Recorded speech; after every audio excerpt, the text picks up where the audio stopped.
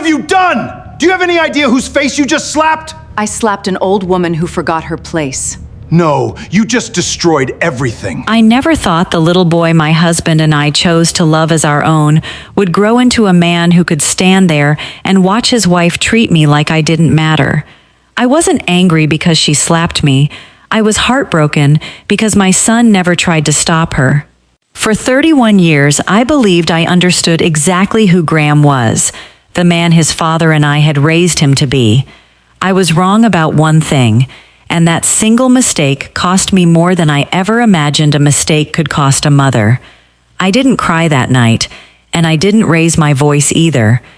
I just stood there in that silence, in front of people who had known me for decades, and let it tell me everything I needed to know about my son, my daughter-in-law, and the family I thought I had built with my own 2 hands.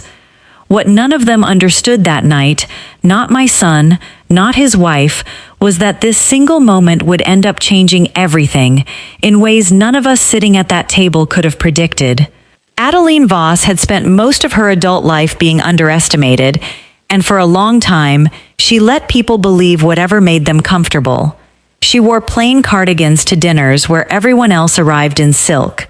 She drove the same sedan for 11 years after her husband died, parked it beside cars worth more than most people's homes, and never once explained why. People assumed it meant she had nothing left to prove. Adeline knew better than to correct them. She still remembers what she told herself the first time a guest at her own son's engagement party mistook her for staff. Let her think that. It will matter later. She had no idea that evening just how much later would actually come to mean. To understand how one slap inside a quiet dining room could end with lawyers reading a dead man's will out loud in front of an entire family, you have to go back decades to a decision Adeline and her husband made long before anyone at that table had been born. Theodore Voss built more than a company with his wife. He built one rule into the foundation of everything they owned, a rule he never spoke about publicly, and one that almost nobody in the family knew existed. Why would a man write a clause like that into his final will? What was he trying to protect, and from whom? And why, for years afterward, did Adeline never once defend herself while people in her own family slowly started treating her like she had already disappeared? These were the questions sitting quietly underneath every holiday dinner, every board meeting, every photograph on the mantle of a family that looked, from the outside, like it had everything figured out. Graham believed he had earned his place at the head of Voss Group through years of hard work alone. His wife Tamsin believed the only thing standing between her and complete control of that company was a soft-spoken older woman who barely said a word at dinner. Neither one of them had any real idea what Theodore had actually written, or how close they already were to finding out. Before we dive deeper, let us know in the comments where you're watching from. We'd love to hear from you, and don't forget to hit that subscribe button so you never miss any of our upcoming videos. Theodore and Adeline Voss started with almost nothing: a single rented warehouse, a used delivery truck, and a handshake deal with a supplier who agreed to wait 30 days for payment because he liked the way Theodore looked him in the eye. Adeline kept the books at the kitchen table every night after her shift at a department store, balancing numbers that rarely balanced in their favor. There were years they skipped meals so their 2 employees could be paid on time. Adeline still remembers what Theodore told her during the worst of it. "We are not building a company. We are building a life, and the company is just how we're paying for it." She held on to that sentence longer than almost anything else he ever said to her. When it became clear they would never have a biological child, the grief nearly broke them both. Adeline spent 2 years quietly carrying a sadness she rarely spoke about, even to Theodore. Then a caseworker called about a baby boy who needed a home immediately, and within a week, 3-day-old Graham was asleep in Adeline's arms in a hospital hallway. Theodore stood beside her and said the words that would define the next 3 decades of their family. "He doesn't need to come from us to belong to us." They made a private decision that same week, one neither of them ever revisited out loud again. Graham would never spend a single day of his life wondering if he was truly theirs. They told no one, not their closest friends, not their attorney, not even Graham himself, not then, and not for a long time after. Graham grew up adored, confident, and certain of exactly who he was. He had his father's instincts for business and his mother's quiet stubbornness, though he rarely noticed the second part. By the time he was in his late 20s, he was already running entire divisions of Voss Group, and Theodore made no secret of his pride. But pride wasn't the only thing Theodore was thinking about as his health began to decline. One evening, in the study where he kept all the documents nobody else was allowed to touch, Theodore told Adeline something that confused her at the time.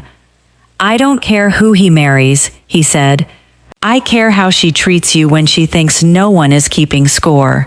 Adeline asked him what he meant. He simply said, "You'll know when it matters," and changed the subject before she could press him further. After Theodore passed, Adeline made a decision that confused almost everyone who knew her. She stepped back from the company entirely and let Graham take the chair at the head of the table. She sold the large house and moved into a modest one 2 streets over. She stopped attending most public events. To the outside world, it looked like an old woman quietly fading into retirement. It was not retirement. It was the beginning of the test her husband had asked her to run, the one she had agreed to without fully understanding it herself until much later. Graham met Tamsin Lowry at a charity gala 18 months after Theodore's funeral. She was sharp, magnetic, and ambitious in a way that initially reminded Adeline of herself at a younger age. For the first year, things were genuinely warm. Tamsin brought Adeline flowers on her birthday. She asked careful questions about the early days of the company, the kind that made Adeline believe she actually wanted to understand the woman her husband had become. Graham would later describe that period as the happiest of his adult life. Adeline believed it too, for a while. The shift didn't arrive all at once. It arrived in small, almost forgettable moments that nobody thought to add up until much later.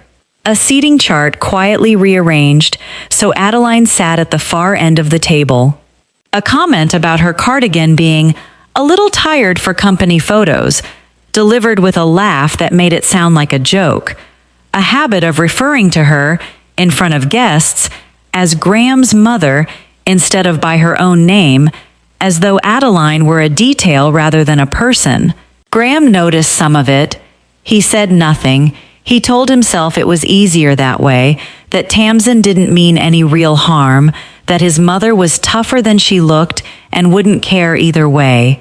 He was wrong on every count, though it would take him a long time to understand exactly how wrong. By the second year of the marriage, the small moments had become a pattern, and the pattern had become a strategy, though only one person at that table fully understood it as one.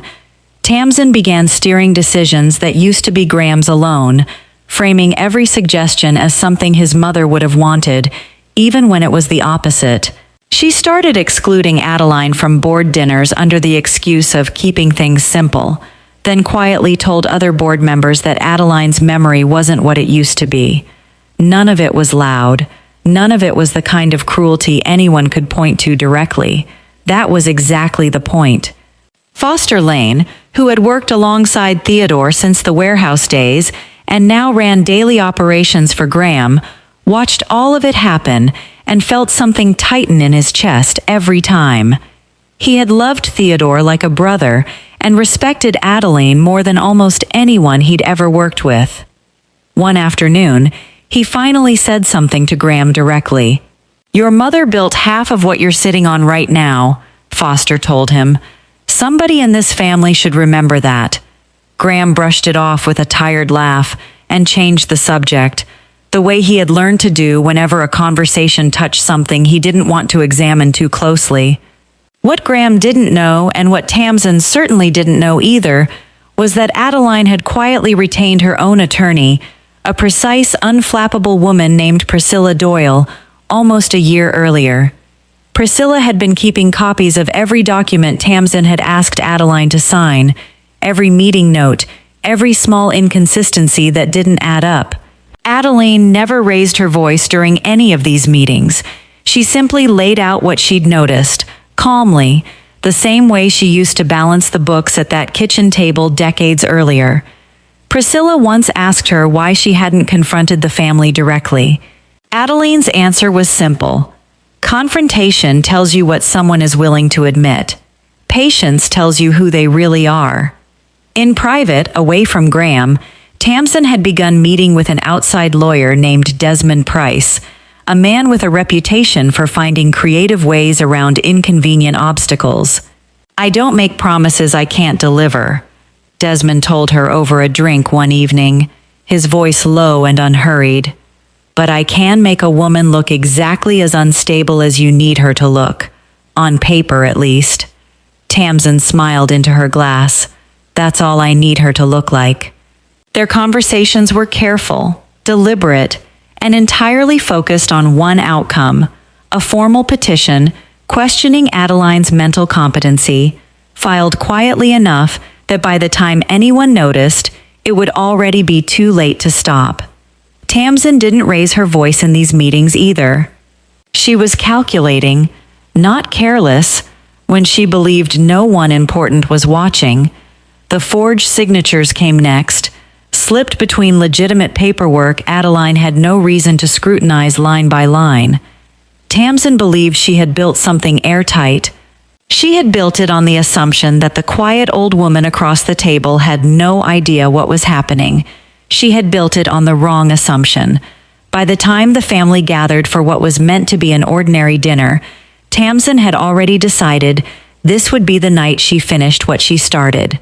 A public moment, witnesses present, the perfect opening to make Adeline look fragile and unstable in front of the people whose opinions mattered most to the board. She believed, walking into that dining room, that she had already won.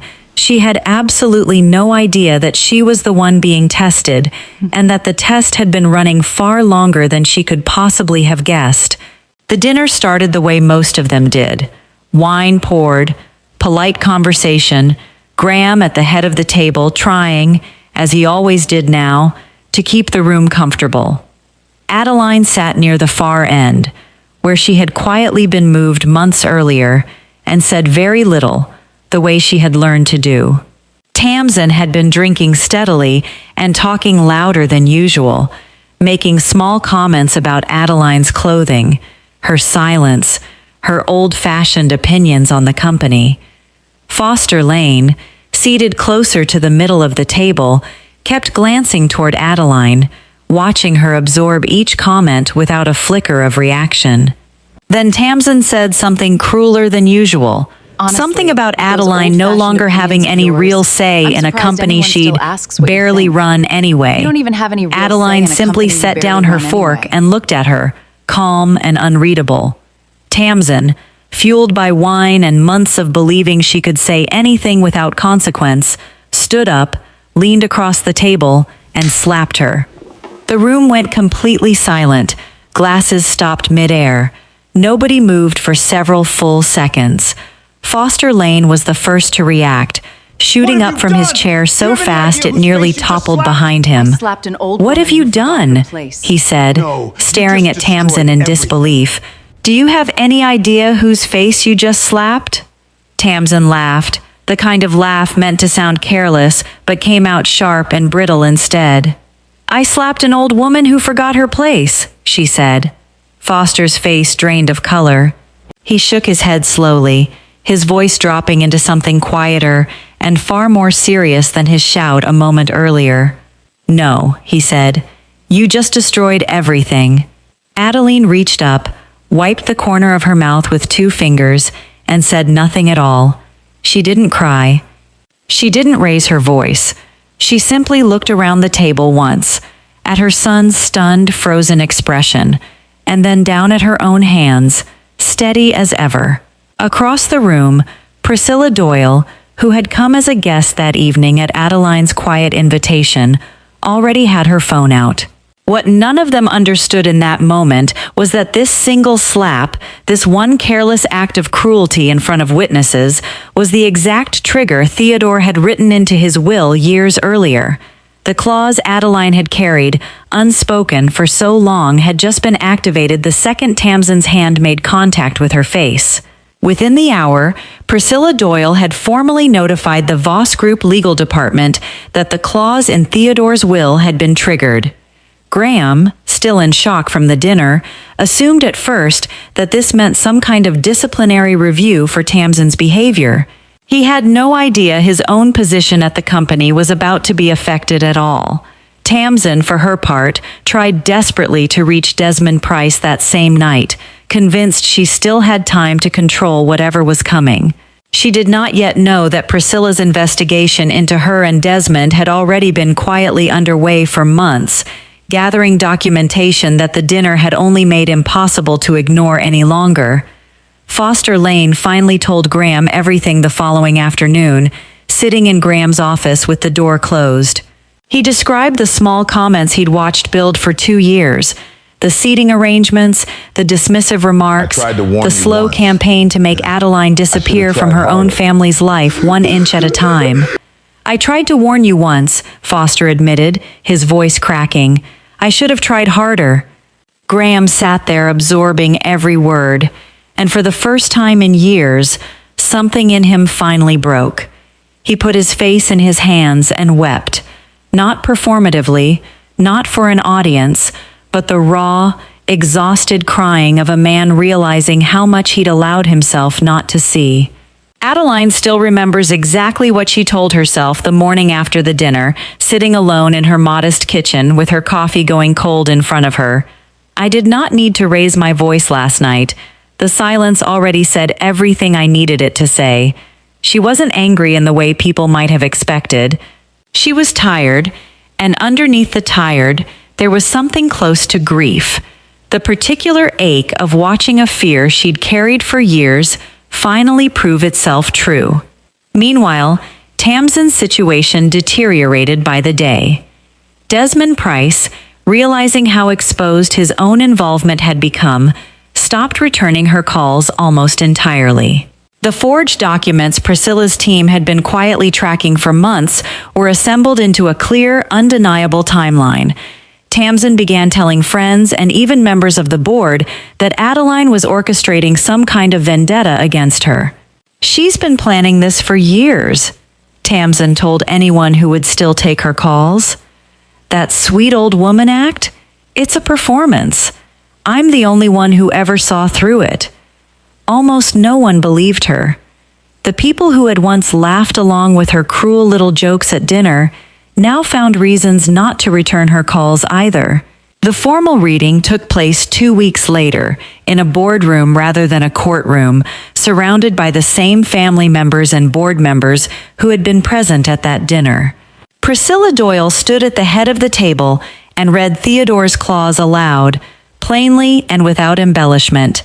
If his son's wife ever mistreated Adeline in a manner consistent with the standard outlined in the will, full control of Voss Group would revert to Adeline immediately, with no appeal available to any party.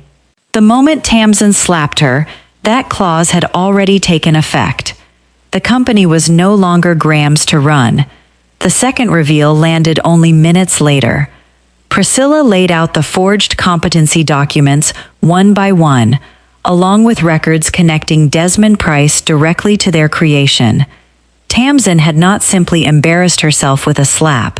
She had spent months actively trying to have her own mother-in-law declared unfit in order to seize control of the company through her husband.